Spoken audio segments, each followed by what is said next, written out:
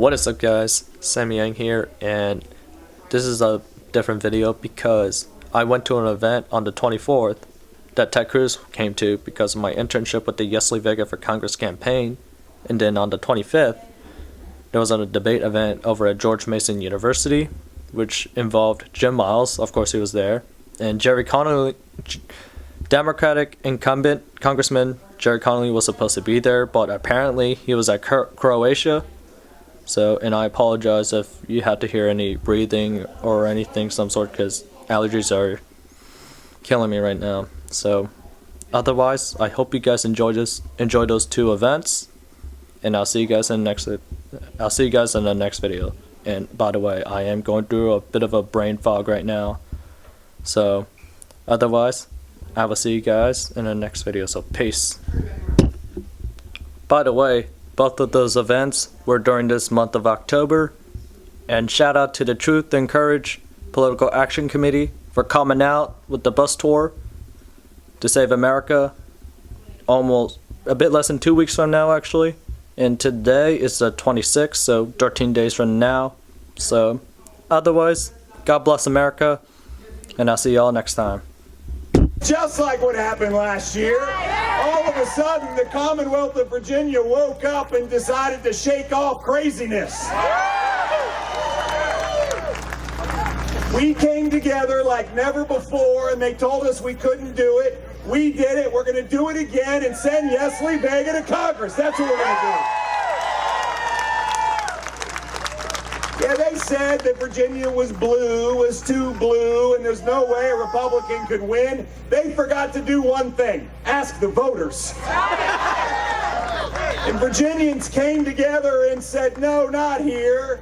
Not in the land of Thomas Jefferson, not in the land of George Washington, not in the land of Patrick Henry, the land that in fact introduced the idea that we in fact are blessed with these inalienable rights, and among them are life, liberty, and the pursuit of happiness. It was breathed into our nation, and these are rights that we're going to stand up and fight for, and the next step in that fight is to send Yesley Vega to Congress.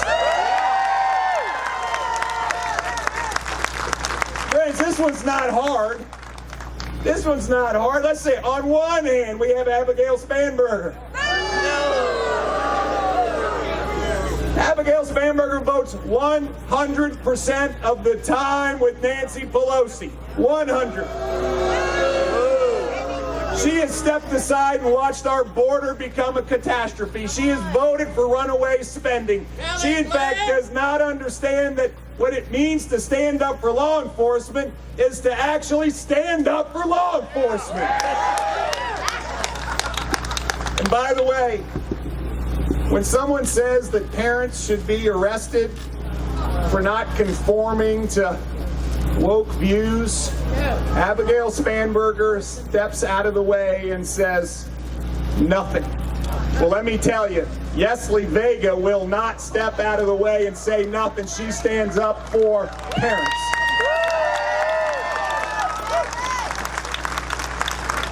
You see, Yesley lives a dream, an American dream. Yesley, in fact, embodies what it means to love America. She's a law enforcement hero. She's fundamentally committed to Prince William County. She understands what it means to be a mom. She understands what it means to serve. She understands the great gifts of this amazing nation, and she will go work for you, as opposed to what you've gotten from Abigail Spanberger, which is a day-to-day vote anytime she needs it for Nancy Pelosi. We're not going to have it anymore. Friends, in fact, what we're going to see happen, this red wave that found its headwaters in the Commonwealth of Virginia, this red wave that's running across the whole nation, this red wave is sweeping across the Commonwealth again, and Yesley Vega is going to get her surfboard. She's going to surf right into Washington, and she's going to bring a plane ticket with her and hand it to Nancy Pelosi and send her right back to California.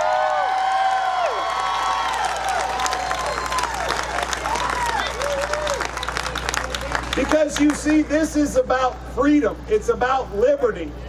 This is about your lives that you decide what to do. Not government telling you what to do, but liberty and freedom. And friends, we know a little bit about liberty and freedom here in the Commonwealth of Virginia. You know, liberty and freedom was breathed into this nation by the Commonwealth of Virginia. Liberty and freedom is what we wake up every morning and recognize that the unbounded opportunities here are given to us by liberty and freedom. The most immortal words ever written in this hemisphere, were written by a Virginian, and you know them. We hold these truths to be self-evident, that all men are created equal, and that they're endowed by our Creator with certain inalienable rights, and among them are, come on, life, liberty, and the pursuit of happiness. These are not rights that are handed to us by a king. These are not rights that are given to us by elites in Washington or in Richmond. These are rights that are given to us by God Almighty, and we will stand up and defend them. Youngkin is a rock star. And Yesli Vega is a rock star. And Virginia is the home of patriots. We are gathered here at extraordinary times. We have a president of the United States. He's not our president! We have a president of the United States who shakes hands with the empty air. That's not normal. We have a president who wanders off stage until the Easter Bunny leads him back. We've got a vice president. Oh,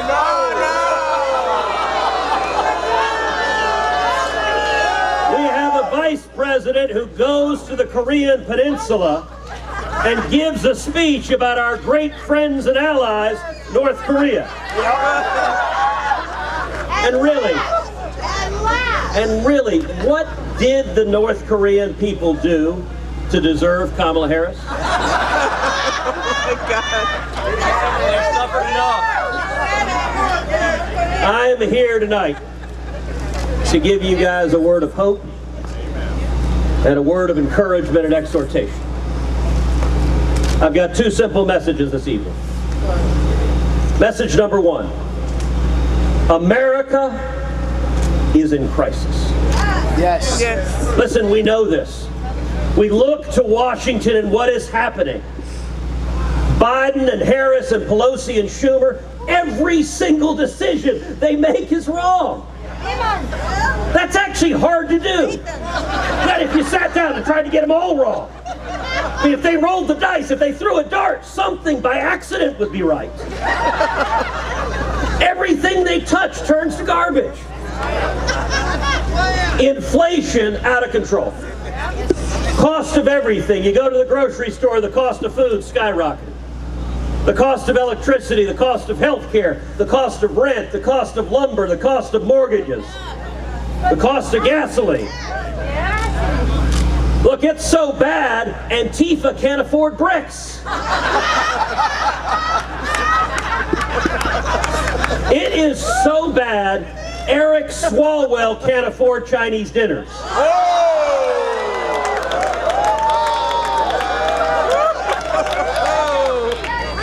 In fact, it is so bad, Hunter Biden can't afford crack cocaine.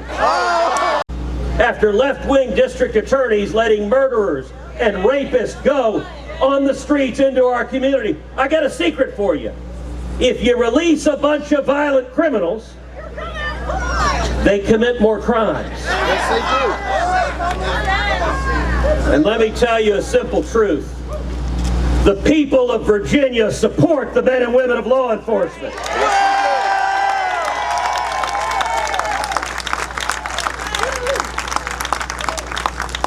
And then there's illegal immigration. Look, representing the state of Texas, I've spent a lot of time down on our southern border. It's always been a problem. But it's never been remotely this bad. A few years ago, I went out on midnight patrol with the Border Patrol agents. They went to a stash house, kicked down the door. brought out some really sketchy guys, big guys, tatted up, really frightening. And they're calling over, they're going, "Senator, Senator!" And I'm going, "Ixnay on the editor say. Just call me Bob." A couple of months ago, I took 7 senators with me down to the border to see firsthand what is happening. We went out on midnight patrol. I'll tell you, you don't have to look for people crossing illegally. Within minutes you find them because they find you. They come and turn themselves in. One of the first groups we met was a group of women and children, 2 7-year-old girls, both unaccompanied minors. No parent, no family member. They weren't sisters. They weren't related to each other. They were 2 little girls that had been handed over to human traffickers.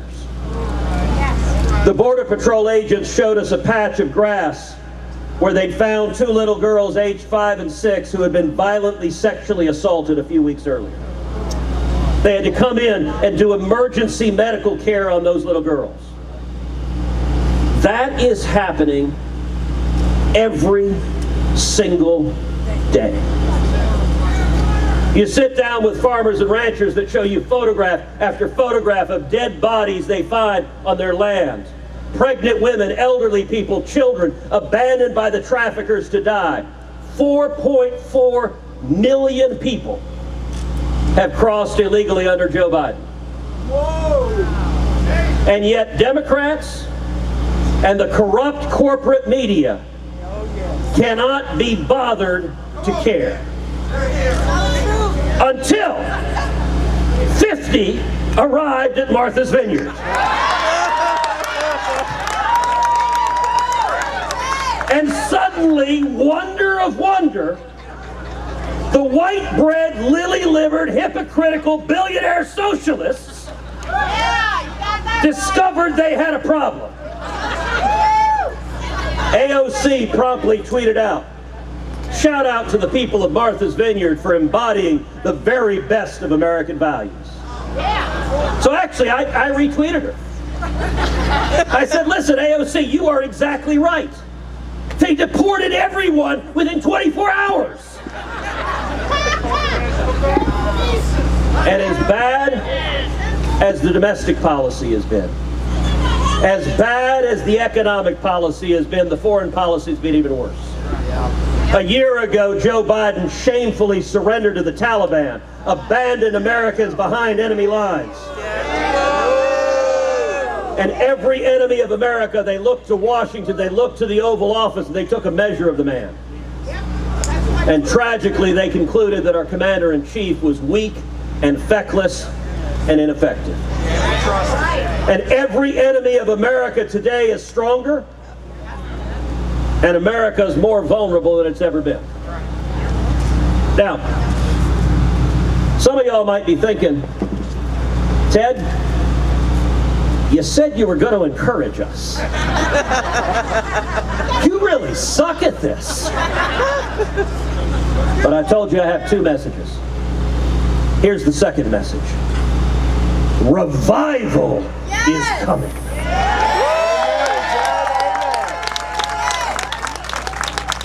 And I believe that with all of my heart.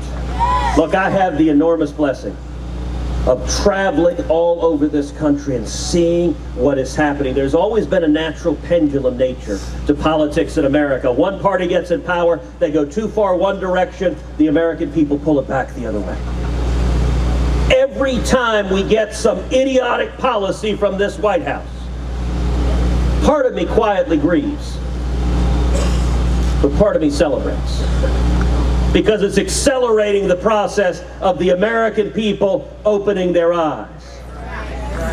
And let me tell you, the first sign, the sign of light at the end of the tunnel, the sign of hope, the sign of escape from the valley of the shadow of death,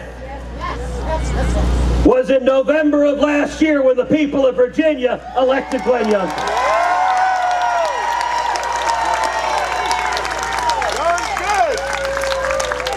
Barnstorming all across Virginia, talking to men and women just like the men and women here, men and women ready to take our country back.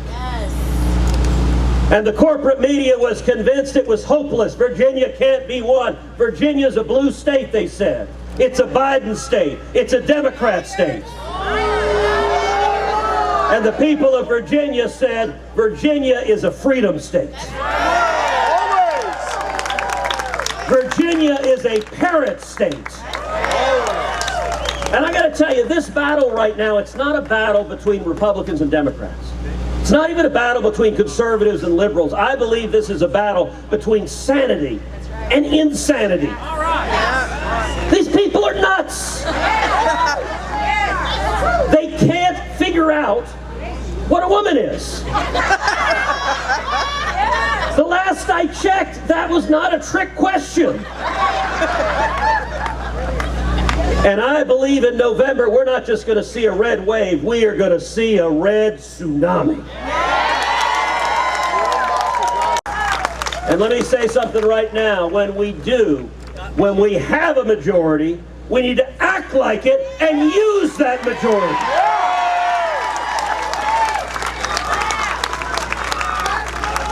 And that brings me to why I'm here tonight. To support my friend and your next Congresswoman, Yesli Vega.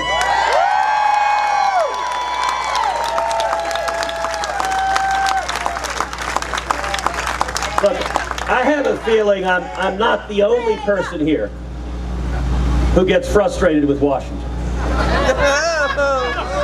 Frustrated with the lunatics that have taken over the Democrat Party, but also frustrated with Republicans that are scared of their own shadow and afraid to fight.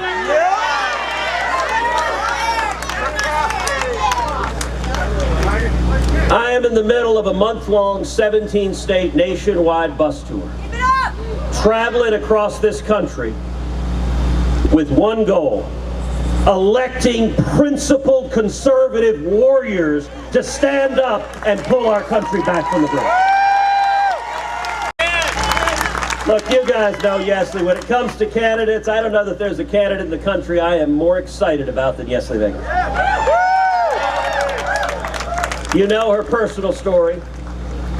The daughter of immigrants from El Salvador. You know the tragedy that struck. Her little brother shot and nearly killed by MS-13.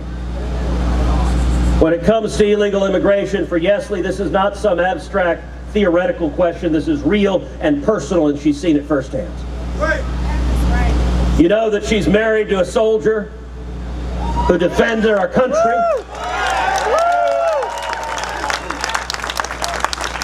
They were stationed together abroad in Korea. By the way, when you were there, I don't think you thought North Korea was our friend.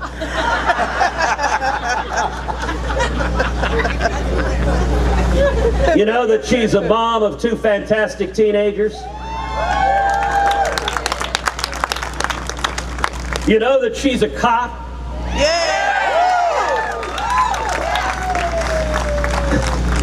And you know that she is an absolute fireball.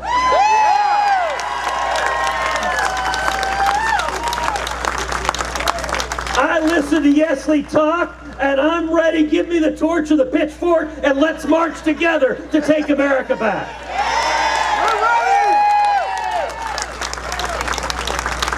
And let me tell you, Yesli is leading something profound that is happening across the country. We started this nationwide bus tour down in the Rio Grande Valley. The Rio Grande Valley has been Democrat for over 100 years. I'm going to make a prediction right now. I believe in November of this year, the Rio Grande Valley is turning bright red.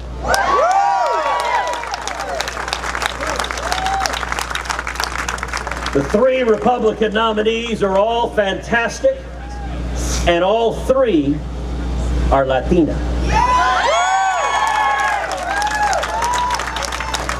A month ago, I welcomed the 3 of them, and Yesli and 2 other candidates running in Illinois and Florida, all 6 of whom are Latina.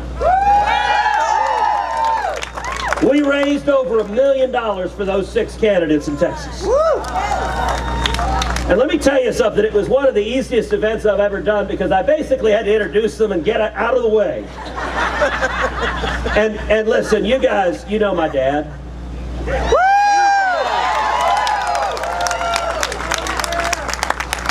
So, my father makes me look calm and mellow.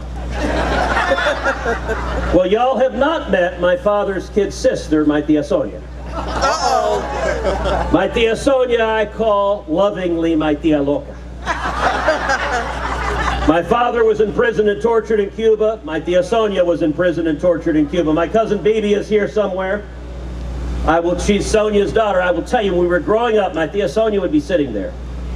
And Bibi and I would be in trouble. And my tia Sonia had eyes in the back of her head. And she would wear these rubber sandals that she called chancletas.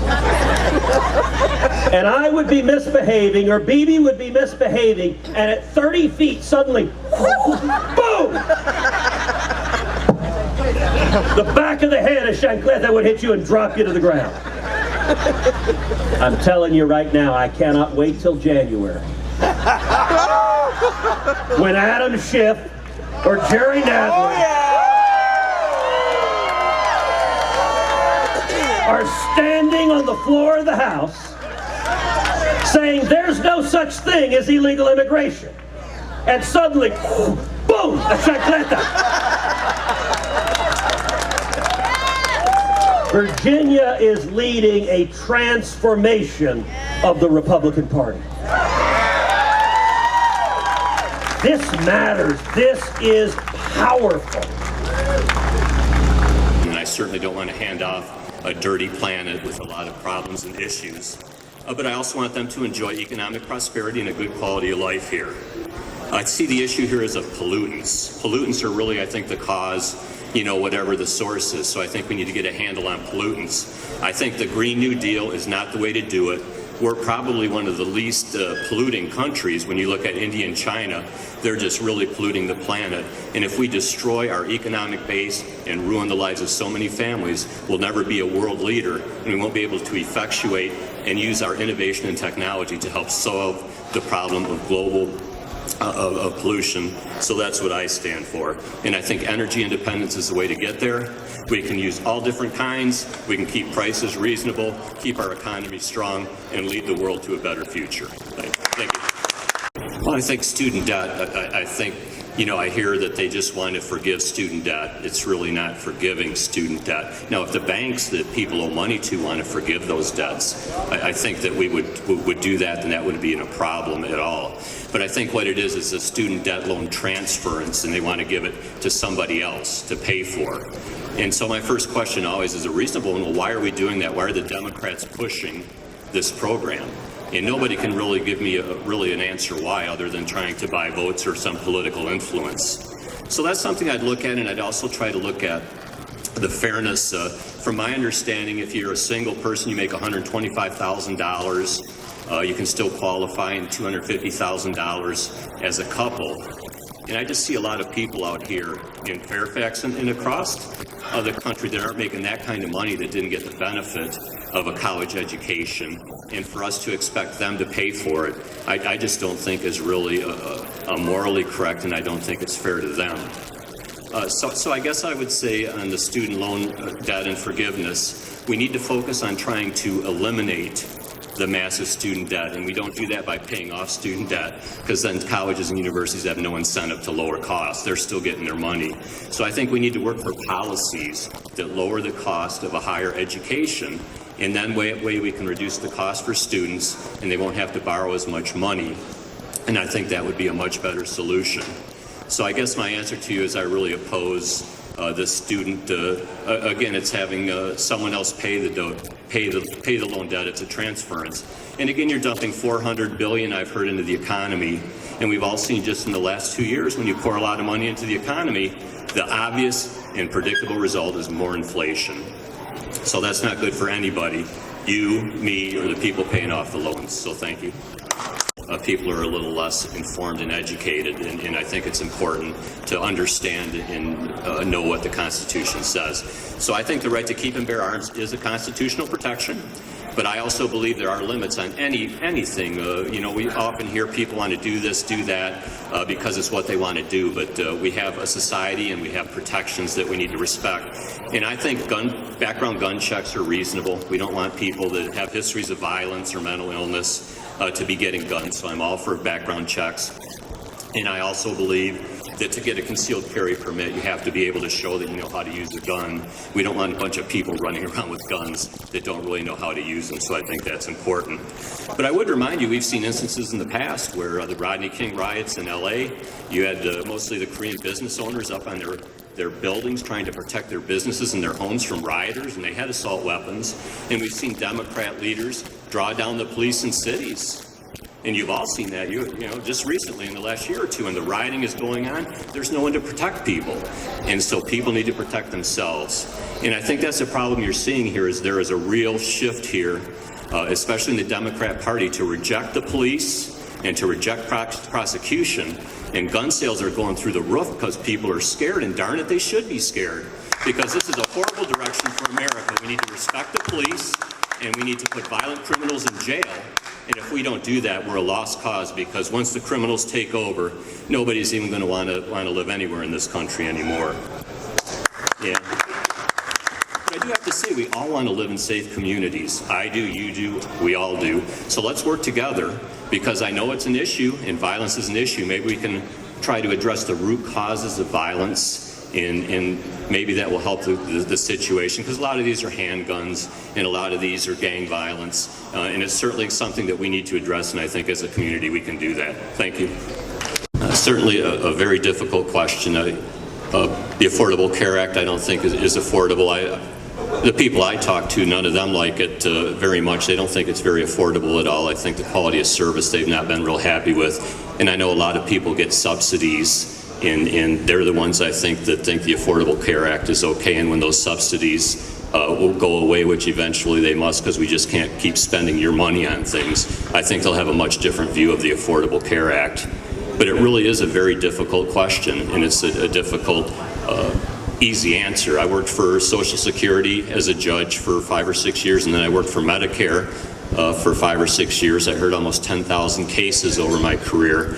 And those all involved health care, the end user for disability, in drugs, all that stuff, different Medicare benefits. And it's difficult, but I think the key is that you have to use the pool, the risk pool of people, and you have to develop programs, policies, and it's not going to be easy.